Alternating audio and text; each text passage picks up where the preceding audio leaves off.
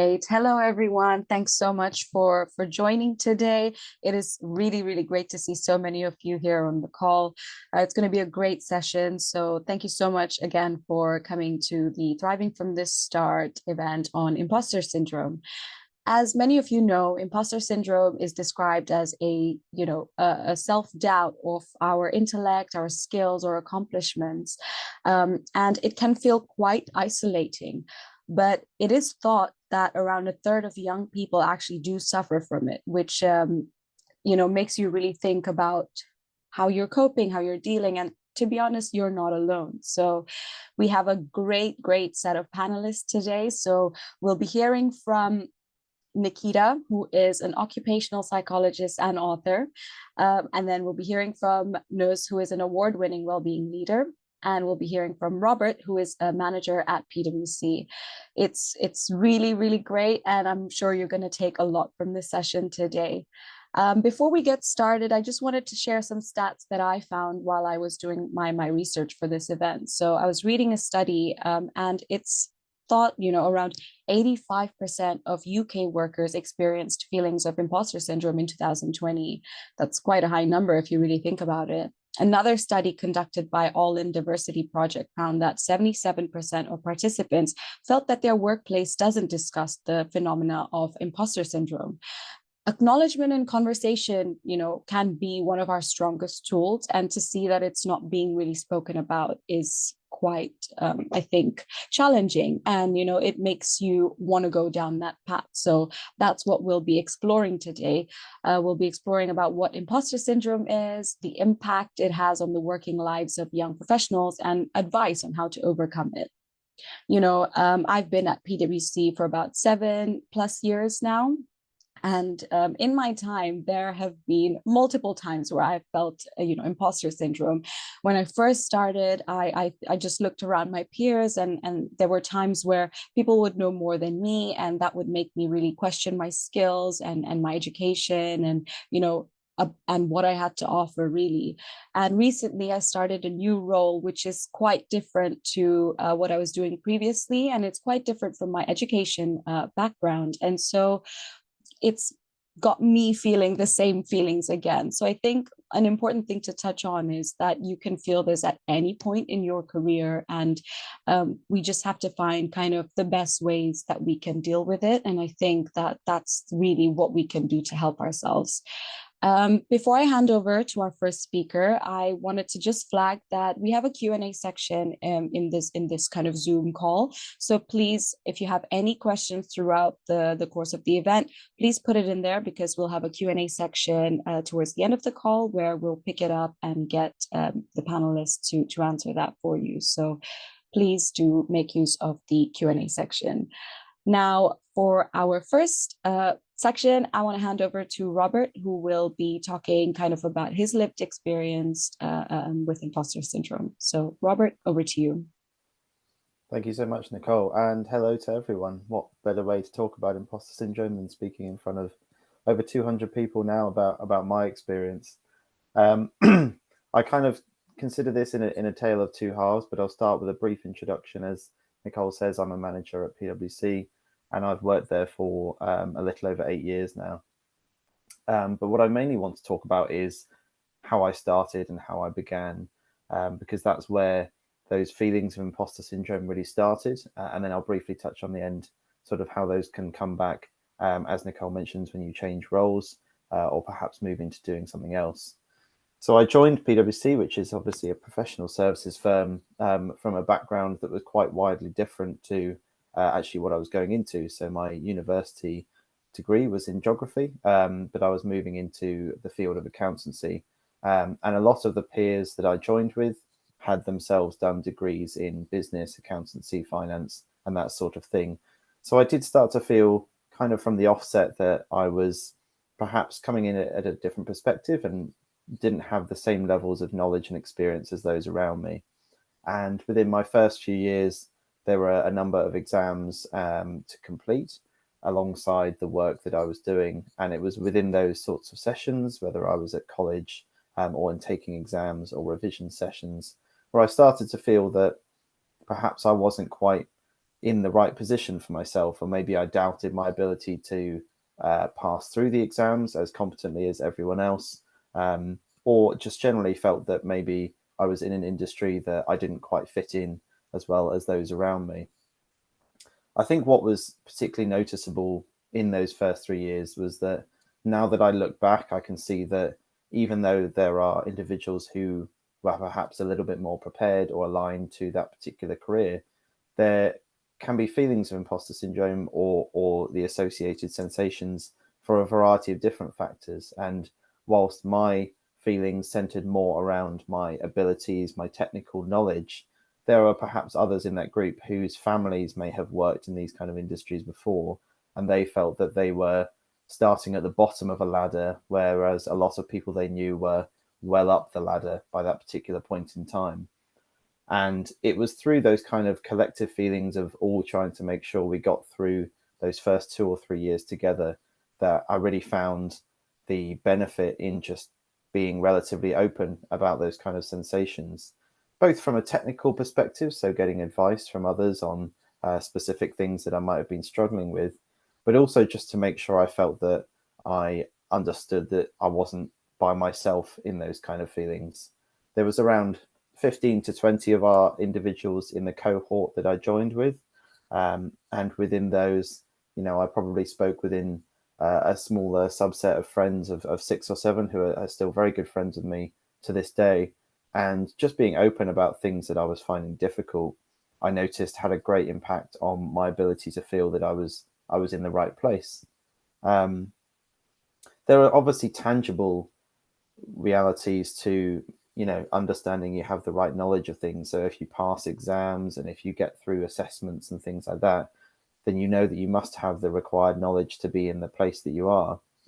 But I think also it goes a little bit deeper to that kind of emotional context and that ability to look back.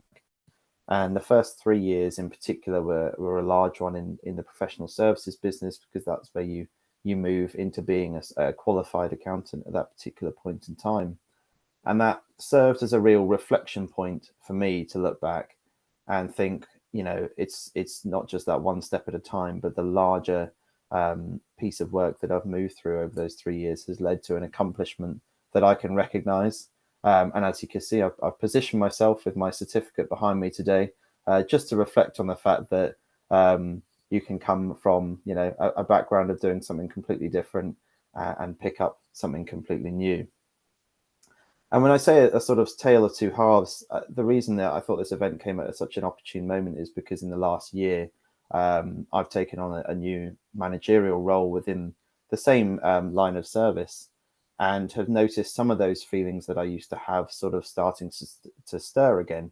I'm now in a position where I have people that I'm asking to do pieces of work that are coming to me for advice, or for knowledge and things like that. And I'm realizing that suddenly I'm in a position where I have a level of authority, and I'm also expected to have a certain level of knowledge and experience. And certainly in the first sort of 6 to 12 months of that position, again, quite a daunting sensation, especially if you're, if someone's gone through a few people and has come to you to kind of give the final answer on things, being happy in that kind of knowledge and experience and sharing that with others. But what I found really useful was, having gone through that imposter syndrome before, as I started the career, I was able to bring forward some of those lessons that I'd learned around being open and honest with those around me. And I thought that was one of the most useful things I could do, was just starting to speak to other people who'd been in that position and say, what did you do in that particular time? Or how did you deal with questions if you felt that maybe you still didn't have the knowledge, even though you were expected to? And unsurprisingly, a lot of people had felt the same. And just getting that out in the open was a real benefit in itself. But also, the more people you talk to, the more pieces of information and advice you get, and the better the answers I can provide to those that come to me. And I think what was most noticeable for me was, on reflecting in these last sort of 6 to 12 months since moving into that position, I've been able to notice those signs a lot quicker about kind of feeling anxious about my abilities, and also have some of the tools to kind of deal with that. And I think, as I'm sure some of the other the others on the call will attest to, is being open and sharing those, and finding out that others have been in a similar situation, or maybe still are in a similar situation, can really help to sort of remove that kind of loneliness sensation from the whole thing. So I think that kind of nicely wraps up the situation for me, and certainly I expect that this won't be the last time I ever feel these feelings. I'm sure if there are other changes in my role or progressions, whether it's in work or outside of work, I will start to have those feelings come by again. But the more times you go through that, the quicker you notice the signs and the better you're able to deal with it. Certainly makes you feel more confident at being able to manage those in future. And as I say, it's come at a great time, this session, to be able to look back once again, as I have done before, and say, I started this year, or I started this 12-month period being really unsure as to how it would go, and here I am now, having completed the year, and I've got through absolutely fine with a lot of support around me to do so as well. So hopefully that little lived experience just provides a bit of emphasis as to kind of, it's very common for those sorts of feelings to come by, and you certainly will get through those periods of uncertainty. And that reflection and looking back is a great way to sort of put a stick in at a certain point and say, let's look back half a year, multiple years, see how much I've accomplished, and knowing that you can do it again. So I shall leave it there, but obviously if there are any questions in the Q&A, I look forward to responding to them. And I shall now hand over back to Nicole. Thank you very much. Thanks so much for sharing, Robert. I think you touched on some really important things there. And I personally agree with you in terms of kind of being open about it with people. You'll find that you're really not alone in it. And you'll find that people will come to you with empathy, and they'll want to help you out as well and give any advice that they can give. So I think that's a really good point that you touched on, as well as the reflection point, kind of looking back on your career and your life and seeing how much you've accomplished. I think that's a really helpful kind of tool that people can take with them. That's great. So now we have our occupational psychologist, Nikita, up next. So Nikita, I'll hand over to you. Thank you so much, Nicole, for the introduction.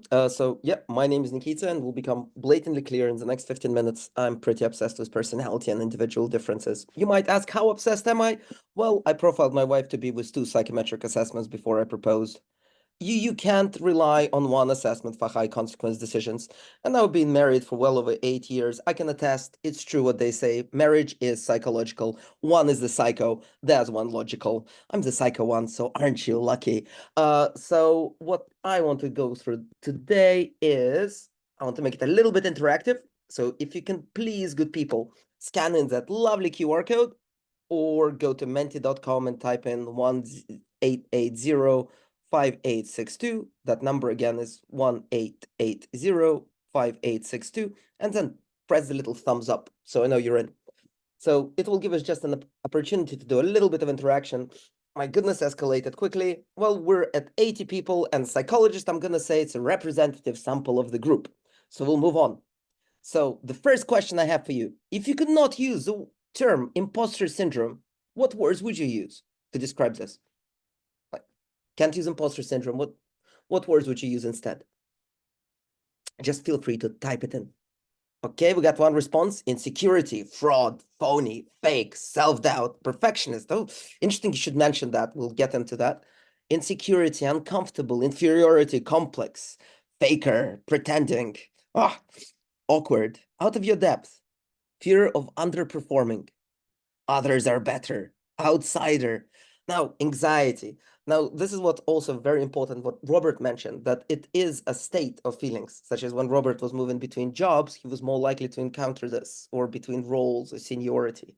But what's really important here is that what hides under the term imposter syndrome is unique to each one of us.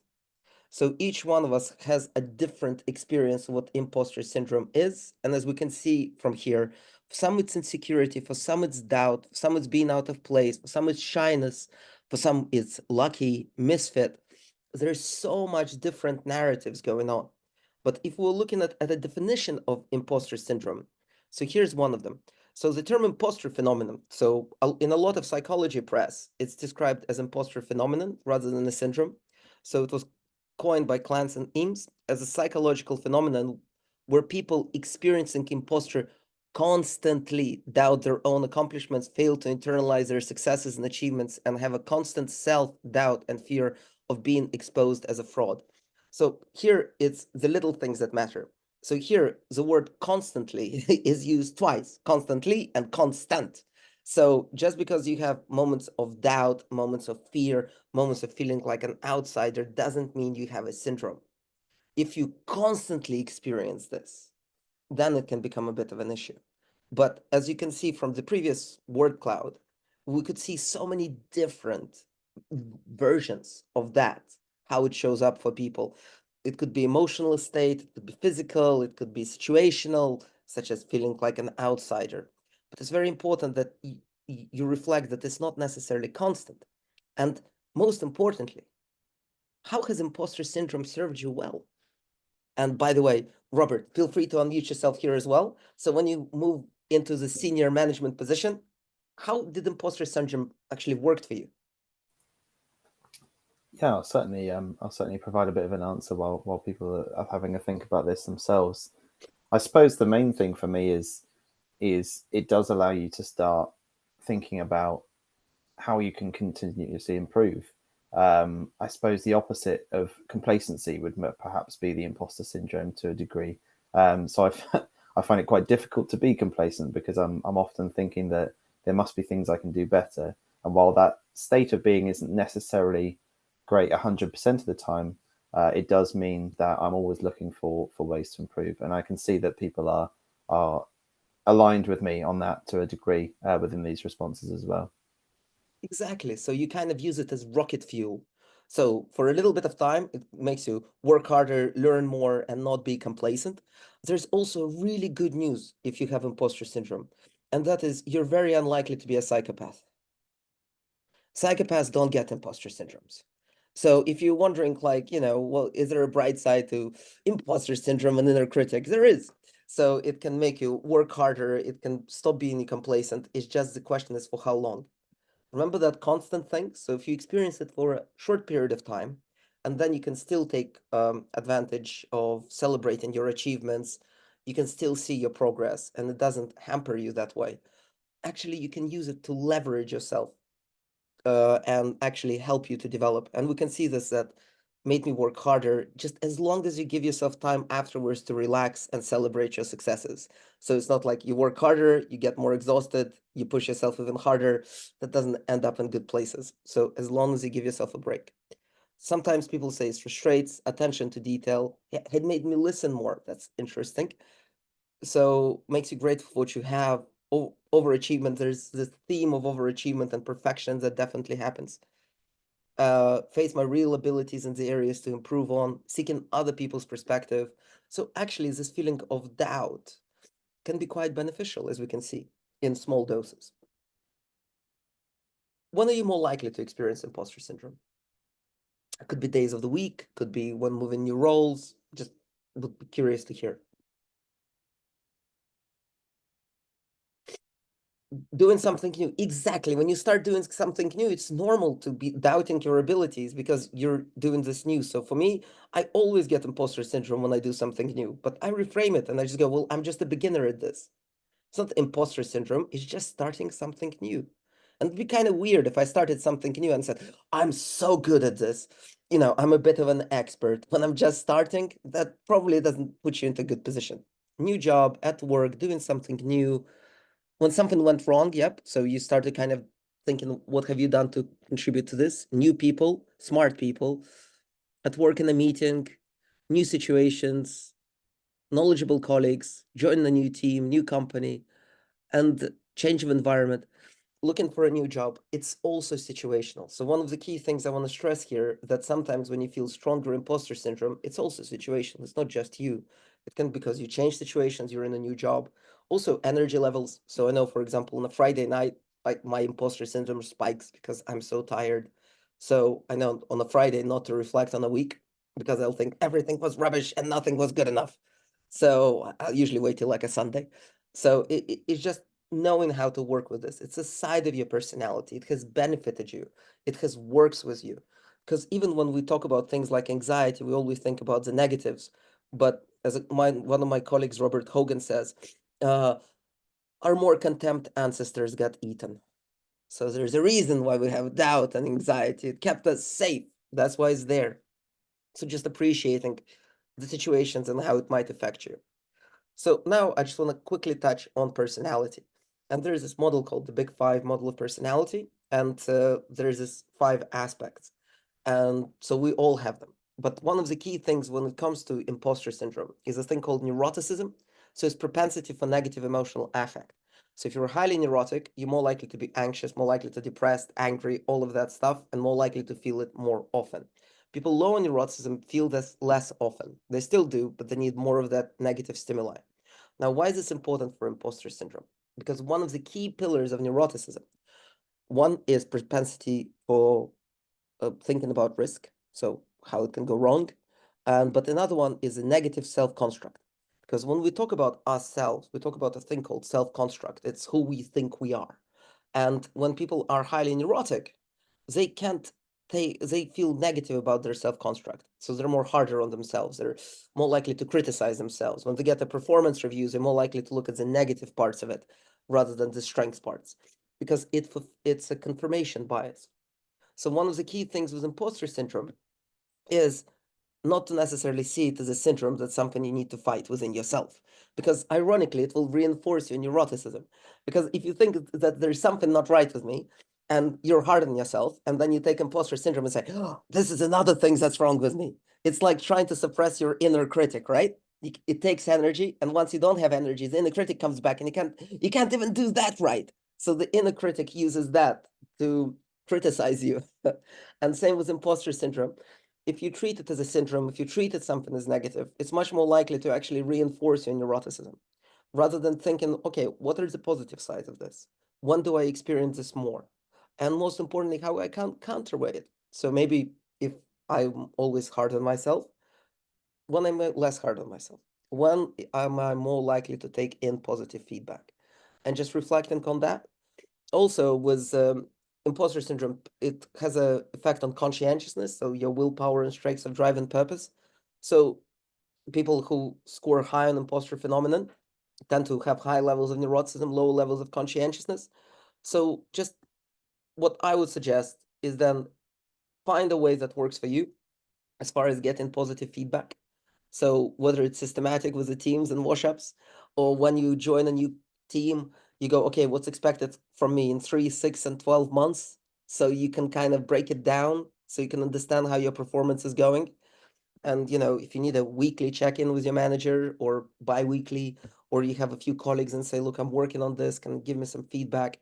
Just find out what works for you as far as making sure that you do experience that feelings of doubt, but you also can seek out positive reinforcement and positive feedback. Because ultimately, be it imposter syndrome, be it inner critic, as long as it doesn't stop you from doing what you want, it's not necessarily that much of an issue. But once it stops you from doing what you want, that's when it becomes an issue. So what sort of things help you to manage your imposter syndrome?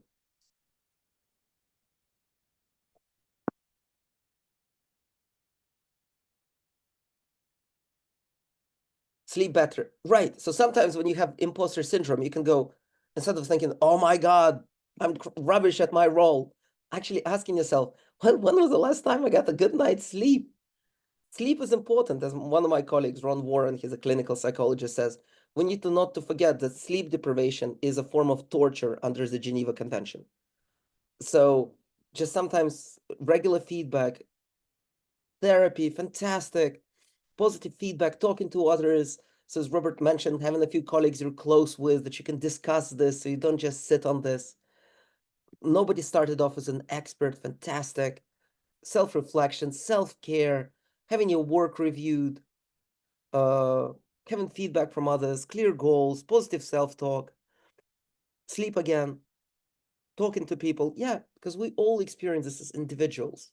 So finding out whatever works for you, whatever allows you to channel this better and more effectively, that's what's ultimately important. relaxation, positive feedback, constructive feedback, reassurance, talk about it. My cat, fantastic. Pets are important too. Sports, getting outdoors. So, and also what's really important is that sometimes when you feel this imposter syndrome, you might think, oh, I'm least deserving of self-care and all of this, because you get so hard on yourself. But it's exactly at those times that you need to take care of yourself. It's like what people say, if you don't have time to meditate for half an hour, you should meditate for an hour or something like that. So it's just to make sure you give yourself time, and also accepting your imperfections, because as this wonderful end of the film of Some Like It Hot, I don't know if you've ever seen it, it's like, it finishes with the words, nobody's perfect. Because ultimately it's in our imperfections, which are part of who we are. And if we can practice a bit more self-love and a bit of self-acceptance, that might go a long way. So on that note, thank you very much for listening. And here's some references which we called upon today if you want to read in Google Scholar. So next time you have trouble sleeping, you can just check this out. And otherwise, yeah, if you want to know more about personality, we have a book out. It's called Personality, a User Guide by Yankov and Mikhailov. So if you have trouble falling asleep, I suggest you get our book. But otherwise, thank you very much. And over to you, Nicole. Thank you so much, Nikita. That was really good. And I think what was really great is that you've brought this kind of educational perspective to imposter syndrome, which kind of helps us understand things a little bit better and maybe helps us break it down further. And I really liked kind of how you were talking about reframing how we view things, and adding perspectives. For example, when we're starting something new, we need to remind ourselves that we are just beginners. Of course, we're not going to be experts or perfect at it. It takes time, it takes practice, it takes learning. So that's really great. Thanks so much. Nuz, I'll hand over to you now. Great, thank you so much. I'm just going to be sharing my screen just now, and then everybody can tell me when they can see the full. Right, there we go. Can everyone see that all correctly? Excellent, brilliant stuff. So thank you so much for having me today. My name is Nuz Chagan, and I'll be sharing imposter syndrome from a perspective of senior leadership, I guess an honest account from a seasoned leader. I thought I would go through a bit of an overview, so really setting the scene, a bit of background personally and professionally, so I can really take you through a journey, a bit of where imposter syndrome for me really started and where it began, and then really navigating imposter syndrome through your career, and then some ideas and tips. So really that's what I'm going to try and cover today. So first of all, I'd like you to get a little bit more interactive here, use the chat function. I thought, well, rather than me just going straight into all the different places I come from, I'd have you kind of telling me where I come from and get a bit of interaction. Please use the chat function. It's really good when we get some engagement and comments and everything through chat, and use the reactions, which you have been doing. So a couple of seconds in the chat, if you can tell me at least one of the images you can identify as a country. I mean, some are easy and obvious, but I mean, some others might not be as obvious. So I'm going to give it a couple of seconds because I'd love to actually hear, see how many people. So I love, we've got interesting ones. Yeah, great. Sweden, people have got, I love the way Australia comes into it. No, yeah, okay. I'm going to leave it there, but thank you so much. And I love that there is a bit of that, but I'm going to take you a bit on a journey of who I am. So I'm born in Zimbabwe. So the Victoria Falls is actually one of the wonders of the world. It's actually on the border of two countries, Zambia and Zimbabwe. I grew up as a child there. I then moved when I was about 12 years old. I got a sponsorship and bursary to go to an exceptional school in South Africa. So actually the second image is actually Cape Town, but I went to Pretoria, but that's South Africa in the second image. And then from there, I had the opportunity to go to Sweden. Everybody knows the typical kind of meatballs of IKEA, but it's very symbolic of Sweden. And then, of course, had the opportunity to do my Erasmus year in the UK. I did it in Birmingham, and that's what brought me here, and then immediately got a job. And then I guess the rest is history, as one can say. But where I can pinpoint it is, I guess, the place where I saw imposter syndrome and maybe possibly didn't even think about it was really when I moved from Zimbabwe as a 12-year-old to South Africa to this prestigious school. I didn't come from a very well-off background. I felt as an imposter. I was trying to be something I wasn't. I wasn't the most popular kid. I wasn't really talented at sport. I got involved in everything. And I think it's quite reflective of what Nikita has talked a lot around, because as he was speaking, I could see and pinpoint where these different things were evolving for me. So it's really something to be mindful of, is where in your journey have you actually, or can you go back to a point where that is where you can actually feel that imposter syndrome be born, if you like. So for me, that was where it was. And then, of course, when I went to Sweden, it comes into, again, you go into a new country. I couldn't speak Swedish. I learned Swedish within 6 or 7 months. The imposter syndrome kicked in. It was like, no, I have to get the language. I have to get studying. I have to get work. I have to move. Because I needed to belong. I needed to see these opportunities, because for someone like me that did not come from the best of backgrounds, these were stepping stones to achieving things in my life. So I really judged myself a lot in terms of, and even had the validation in terms of what I was achieving. So in some ways, imposter syndrome was a friend. It was a driver. It was making me work twice as hard. It was wanting me to learn. But at the same time, I think I didn't quite understand what the damaging effects can be if you don't actually see what it means. And I think, you know, many of us have spoken around and will speak around the fact that sometimes if we don't speak openly about it and honestly about it, we don't learn and share from others. And that's the reason why, as a senior leader, I feel the need that I do need to speak about it. It then was interesting because I was immersed in Sweden, fully Swedish, everything really encompassing and everything. But again, the imposter syndrome was, but you're not really Swedish. You're not blonde and blue-eyed. So what do I call myself? Do I say I'm of Indian ancestry? People will be like, well, where are you from? Are you adopted? You know, all of these questions. So again, I felt like this imposter, felt like imposter syndrome was following me all around. And then I came to the UK and had this opportunity to do my Erasmus year. And what happens, I've been so immersed in Swedish, my English starts struggling. So I get into a university and I feel like I'm on the back foot again and have to relearn. So again, pushing. So it's just to give a bit of context to, you know, imposter syndrome doesn't only have to be in a workplace. It doesn't have to only be in terms of your professional life. It can also seep into your personal life. And it's to be mindful of that and think about it. So moving on to, when it moves, yeah. So coming into professional highlights. So I've had a phenomenal career when I put it on paper. But even today, I have to remind myself that I've achieved all these things because, frankly, I don't see them sometimes as achievements because your imposter syndrome will be there to constantly drive you to go, but what's the next best thing? What's the next best thing? You never seem to be quite satisfied, and you've got to manage that. Here again, where I can pinpoint where I guess imposter syndrome came really into being is I knew I had beaten 300 candidates to the role of marketing manager of IKEA Birmingham. I was in a prime position. I was with an exceptional brand. There wasn't even a flight you get on and say, I work for IKEA, that someone will go, oh, wow, you work for IKEA. But even 2 weeks into my first job, I guess there were lots of changes. One, I came into a big position. I came in when it was a bit controversial in terms of the team that I was inheriting, because someone in the team thought they were going to secure that position. I was the outsider. I hadn't had the 10 years or 15 years of experience of working in IKEA. I could speak Swedish. I could tell you the reasons why IKEA existed. I could give you everything about IKEA from a Swedish perspective, but I didn't know the brand as well as those people within the business. So things like Robert reflected on, you feel, okay, you know, these people have had years of experience behind them. Even though we were around the same age, they've had exceptional experience. They come with so much knowledge, etc. I was benchmarking myself against people that I shouldn't have been benchmarking. I had done the work. I had gone through 6 interviews to be where I was.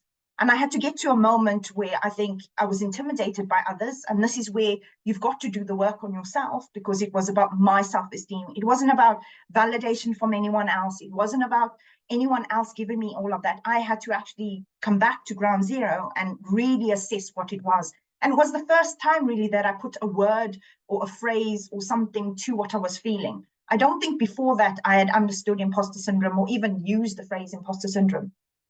From there, again, doing some work on myself and everything, I went on to this phenomenal. I went to Ireland as market lead for IKEA Ireland.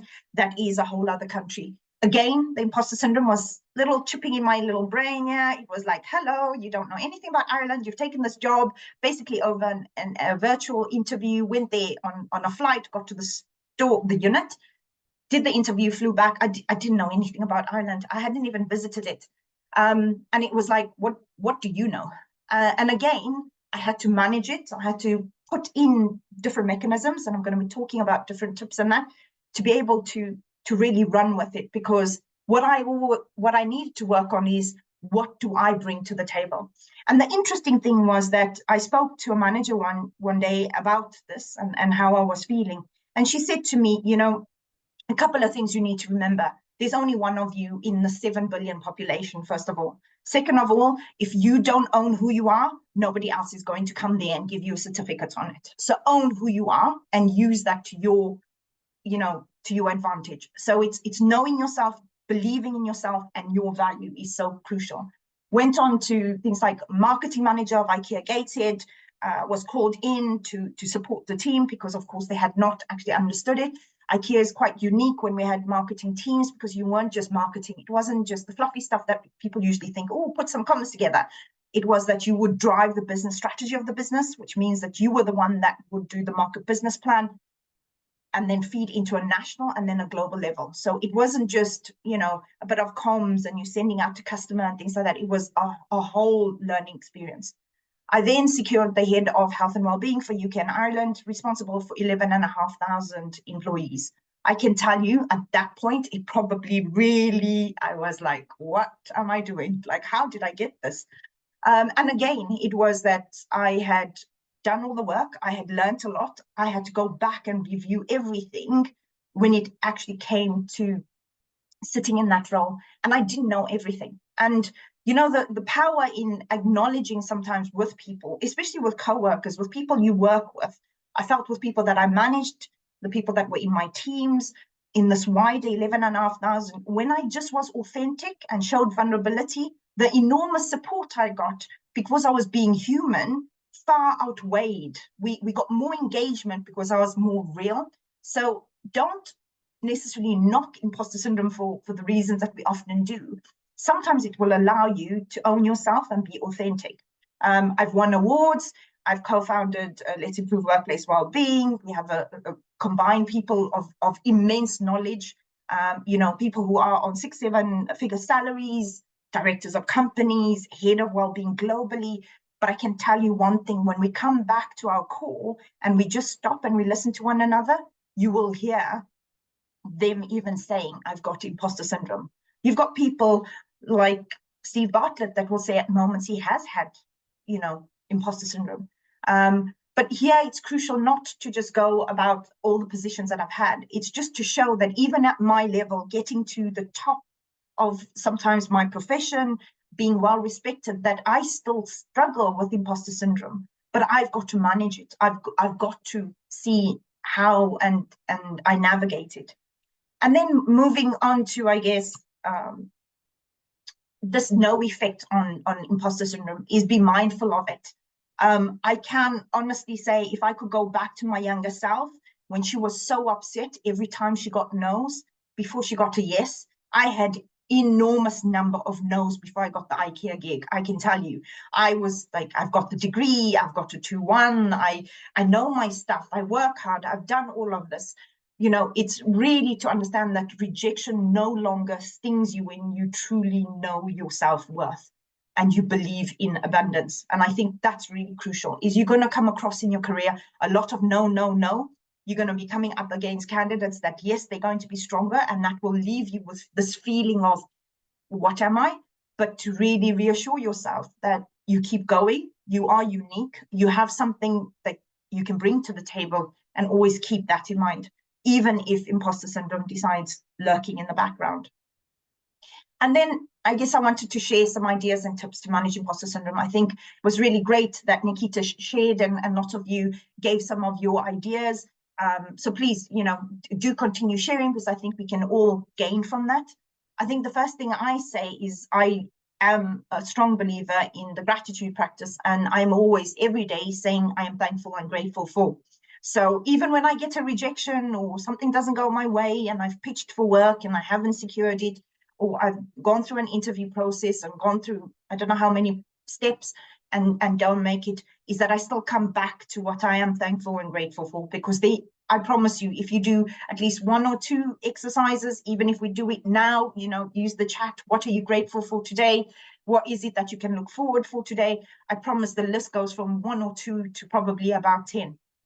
And that just allows me to come away from the monkey brain. It's the brain that keeps on talking all the time, that keeps on chattering away. It allows me to focus on an exercise and block out everything else and just focus on what I'm grateful on.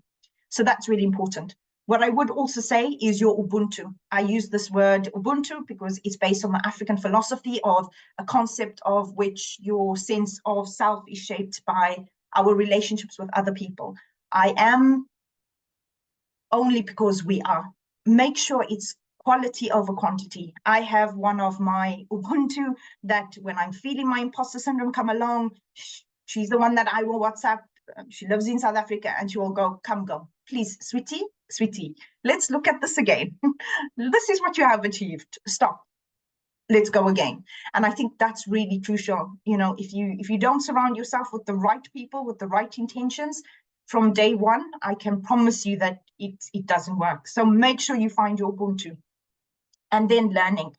Absolutely 100%. I'm not talking about just learning for the sake of, you're going to learn for your career's perspective, but take the time along the journey. Do that 1%. I'm sure some of you may have read the book Atomic Habits. They talk about this 1%. If we just do a few things or a couple of things or small changes or learn something new every day, I promise you it will give you that balance between this kind of voice in your head, this imposter syndrome saying I'm not enough or I'm a fraud. It will enable you to support. And this is learning in terms of new techniques. It's ways in which that you can manage imposter syndrome or your self-esteem, or what you can do to work on yourself. Because at the end of it, the core of it, it's all about yourself. And then ending on a quote. So I think Robert had a really good one on the back. It's something that he holds that reminds him of things. This is my one. I was lucky enough to have met Nelson Mandela, phenomenal man. I was like 16, 17 when he had his inauguration. And this is the speech that he gave. Now, there's a much longer piece of it, but this is the extracted bit, is our deepest fear is not that we are inadequate. Our deepest fear is that we are powerful beyond measure. So find your quote, find your thing that you have to hand when you're going into an interview, when you're going into something scary, have it in there. Have it that says, I am 1 in 7 billion and I can kick ass here. So this is what I do. I have my one thing that I do. And then ending off on just saying thank you very much for having me. Please share in the comments anything you do to manage your periods of imposter syndrome. Feel free to get in touch. And on a final note, Nikita, thank you for making me at least feel better that I'm not a psychopath. So thank you for that. Thanks so much, Nuz. That was really great to kind of hear your personal story and journey. And I think that's probably helped a lot of people who are attending. And something that I really resonated with was that kind of self-belief and owning who you are. I really think that really goes a long way when you're kind of struggling with moments of imposter syndrome and things like that. So thanks so much. Cool. We are now in the Q&A section of our kind of event. So I'm just going to ask a few questions. Some of them will be directed to certain panelists, but if it's not, feel free to answer. So we've got one question here that is around how to stop inferiority complex impacting how you react to others that you consider superior. So if you kind of are reacting in a defensive way when you come across people that you might deem as superior to you. Anyone, please. I thought I'd the answer to this one for me is similar to the answer to a question in the chat around what we can do in our businesses to help people feel a bit less around it. And I think one of the areas that strikes me is trying to identify the sort of humanity of those that in this question are regarded as superior. So I think one of the challenges we have with imposter syndrome is those individuals put on a pedestal, whether that's by us or by nature of the position that they fulfill.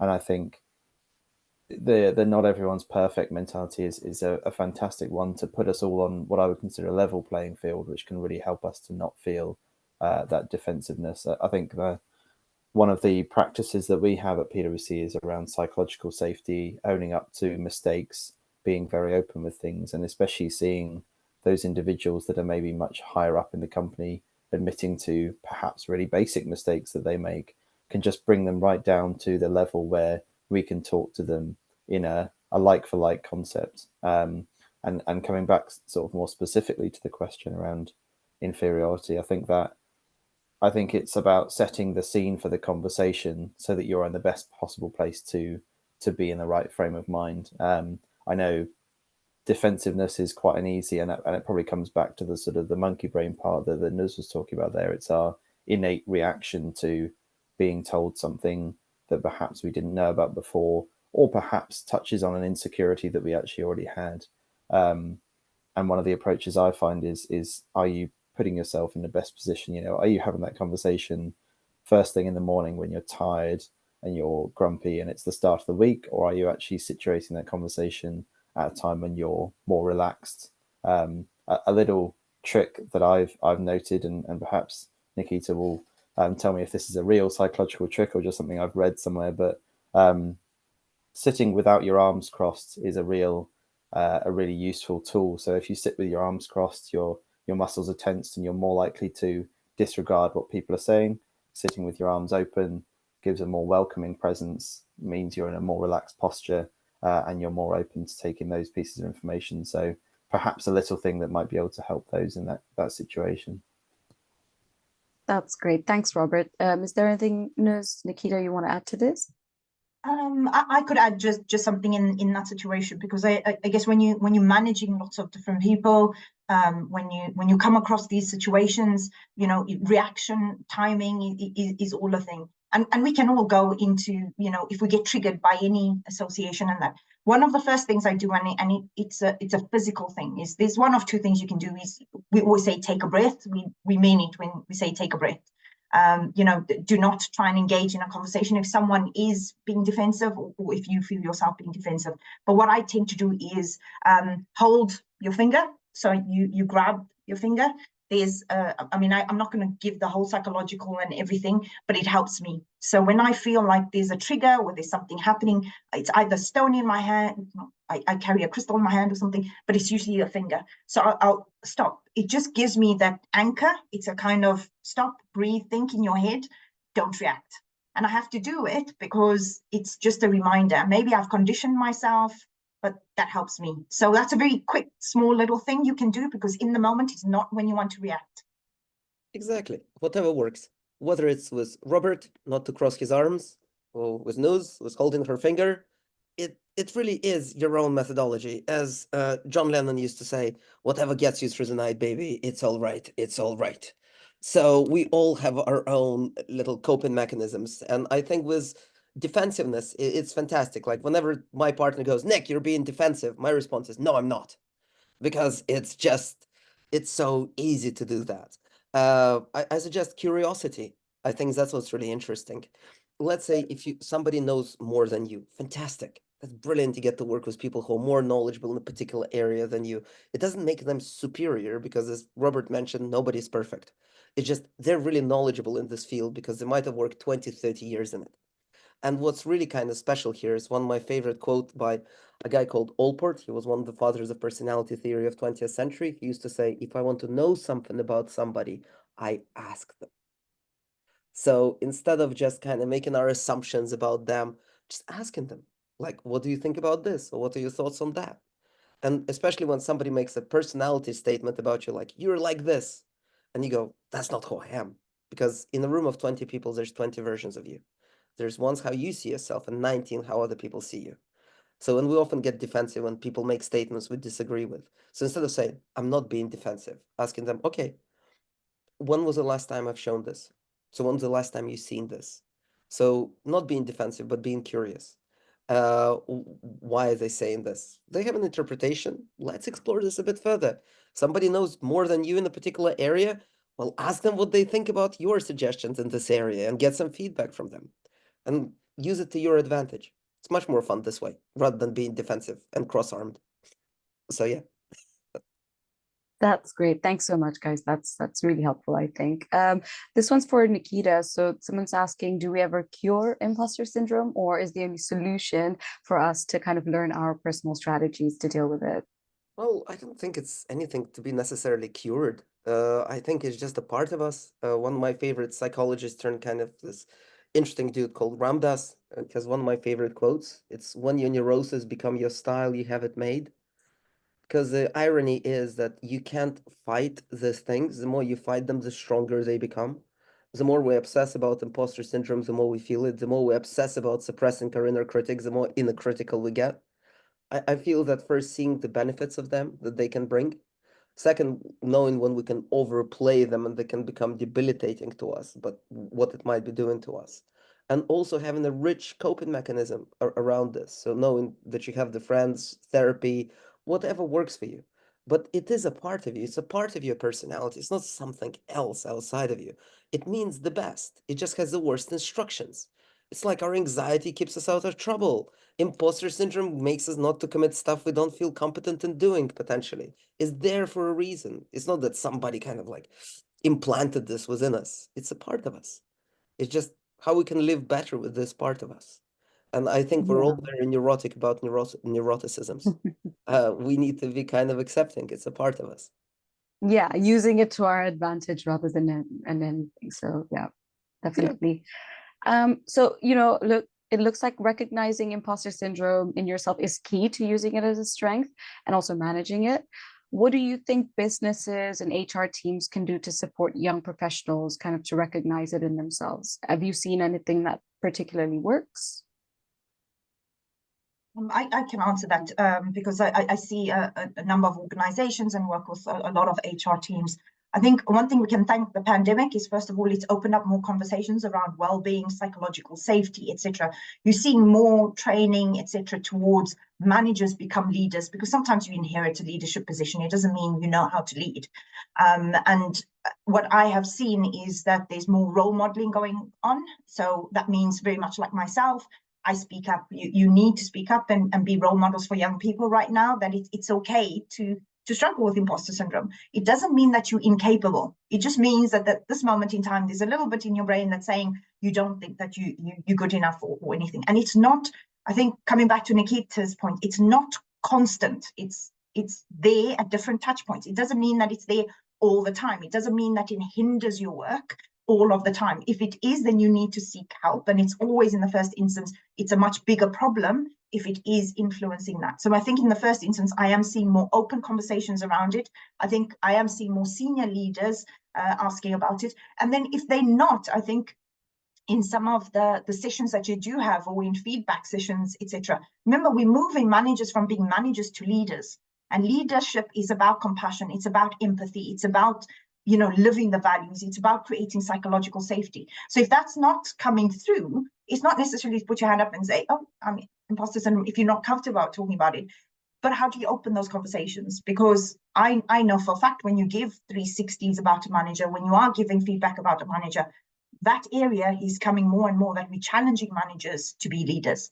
So try having some of those conversations. I'm also seeing it where there are some managers or leaders in organizations that are much more open, that are much more role modeling, for example, about their mental health or anything else. Seek out those ones then and ask them how they open up the conversation, because they may not be talking about imposter syndrome, but they may be talking about other elements of the well-being, holistic well-being, that can be tapped into. So I think I am seeing it. I believe that it is moving, but how you can also be a mechanism for the solution is, how do you engage with some of the managers and ask the question, have you ever felt that or struggled with imposter syndrome? Yeah, definitely. Anyone else have any thoughts around this? Cool.